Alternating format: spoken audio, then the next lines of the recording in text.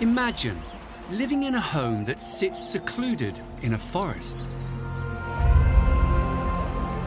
On a 100-kilometer beach, or on top of a mountain.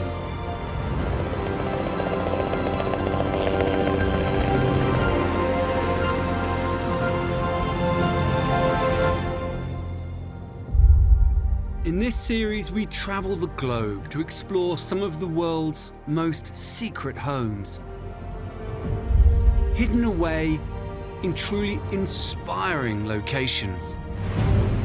From jungle hideaways and secluded mountain cabins. This is what it's all about. I love it. To coastal sanctuaries and desert retreats. It does something to your soul. We explore how these spectacular homes were built. It was amazing because it was lost for 70 years. And meet the people who live in them. People come in and say, oh, wow. No one's expecting it. As we discover the world's most secret homes.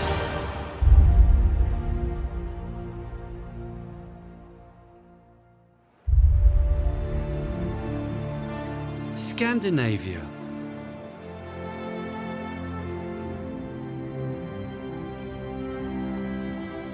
An extreme landscape of ice and snow, of forests, fjords, and volcanoes. The glaciers and mountains here may look like a great place to live, but building a house in an icy wilderness like this and getting to it poses a huge challenge.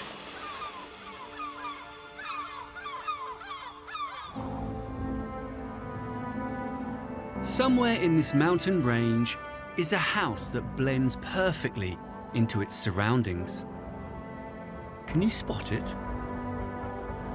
There are no roads here. There are no obvious pathways. Getting to this remote spot is not for the faint-hearted. In the summer, it is a 5-hour hike. In winter, access is via helicopter.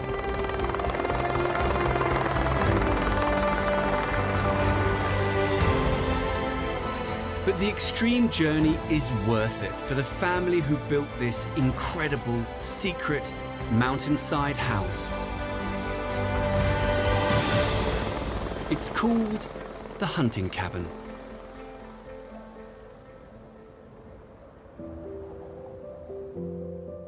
The people who own this remarkable retreat are Osvald and Torhild. Osvald and Torhild are from a family of sheep farmers. Their family has owned the land that surrounds the cabin for many years. I remember as a young boy and also as a young man roaming these mountains with my family.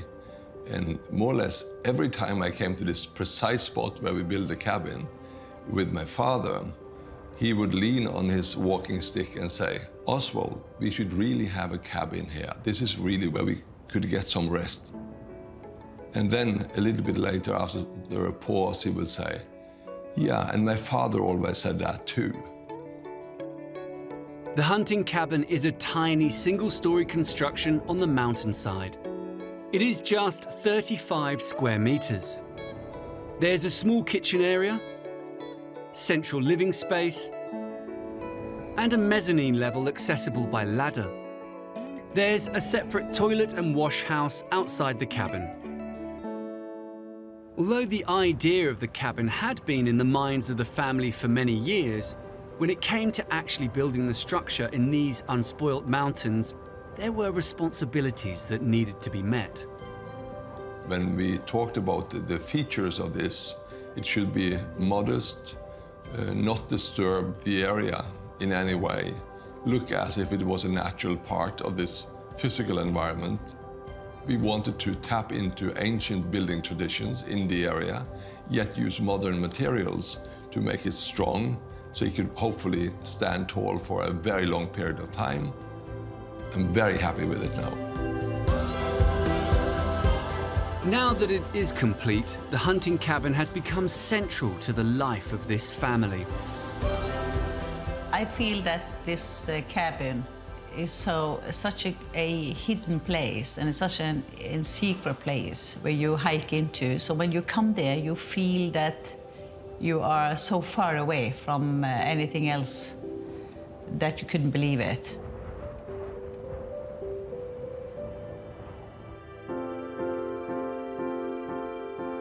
So this is it.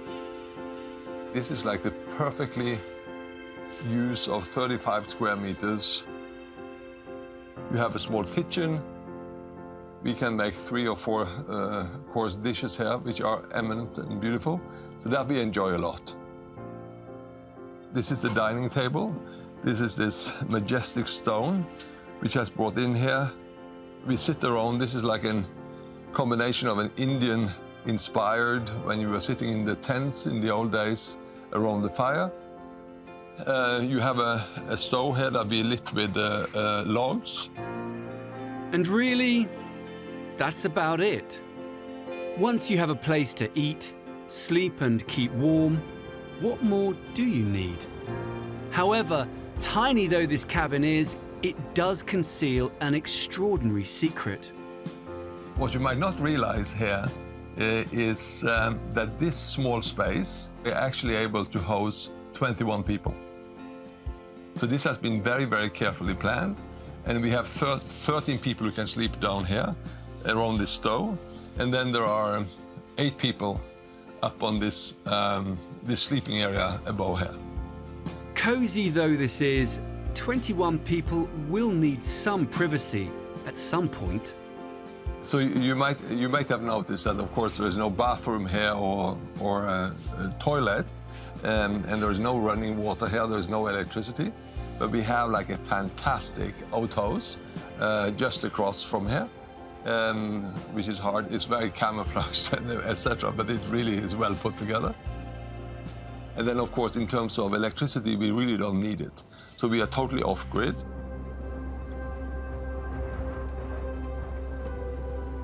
Built to accommodate the 21 members of Osvald and Torhild's extended family, the cabin is positioned to look out onto this spectacular panorama to make the most of the views.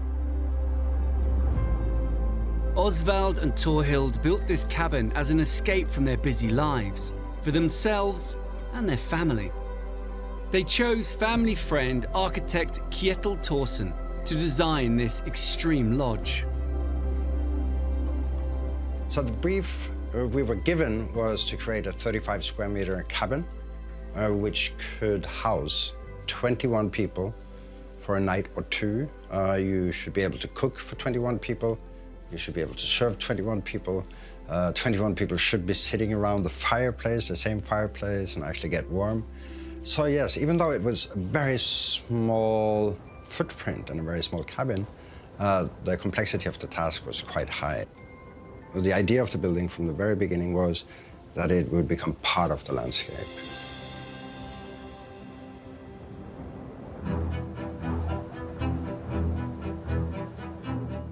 The shape of the cabin is inspired by the idea of a section of peeled back turf. To build it, the team used hand-hewn local pine, rocks from the mountainside, and flagstones from the family farm. High winds and snow pummel this mountainside for up to 6 months of the year. So the cabin has been engineered to withstand everything that the Scandinavian weather can throw at it. 2 steel arches support the main structure. Timber logs fill the gaps between the arches. A grass roof helps keep the logs in place. A stone wall fills the steepest edge of the house, which is too vertical for grass. Small panes of glass make up the front window. And the glass is recessed into the facade to protect it from the worst of the weather.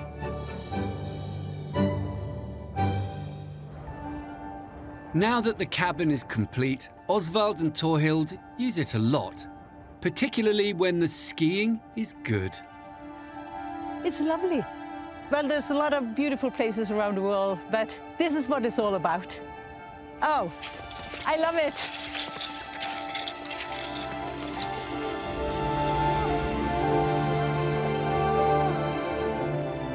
This cabin is the ultimate extreme retreat. It's been a dream for this family for many years, and now they're making the most of it.